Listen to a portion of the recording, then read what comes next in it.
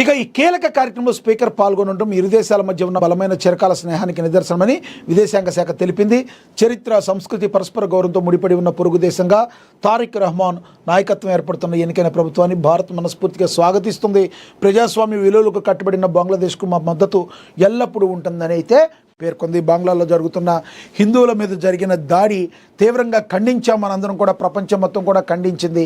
దీనన్నిటినీ కూడా మరి సమస్య మాపి రూపు మాపే దిశగా ఆ విధంగా అక్కడ దేశంలో అడుగులు పడ్డాయి. భారత్ కూడా బంగ్లాదేశ్కి ఒక రకంగా చెప్పాలంటే బంగ్లాదేశ్ ఏర్పడడానికి కారణమే భారత్. అయ్యే పాకిస్తాన్కి అబంధ హస్తాల్లో నలిగిపోయిన బంగ్లాదేశ్కి స్వతంత్రం కోరుకున్నప్పుడు భారత చొరవతోనే వాళ్ళకి స్వతంత్రం వచ్చింది. అది గుర్తుంచుకోకుండా కొంతమంది రాజకీయ నాయకులు హిందువులపై, అక్కడున్న హిందువులపై దాడి చేసి మరి భారత మనసును గాయపరిచారు. తద్వారా అక్కడ ప్రభుత్వాన్ని వాళ్ళు కోల్పోవడమే కాకుండా ఈ రోజున మరి అక్కడ ఎవరైతే తారిక్ రహమాన్ నాయకత్వం ఏర్పడుతుందో దాన్ని బలపరుస్తున్నారు. మరి దానికి సంబంధించి మనస్ఫూర్తిగా మరి భారత్ కూడా దీన్ని స్వాగతిస్తుంది. ఇక్కడి నుంచి బంగ్లాదేశ్లో ఎక్కడ కూడా అటువంటి సంఘటనలు పునరావృతం కాకుండా ఉండాలని మరి భారత్ కూడా మరి కోరుకుంటుంది. అదేవిధంగా జరుగుద్దని మనందరం కూడా ఆశిద్దాం. ఇక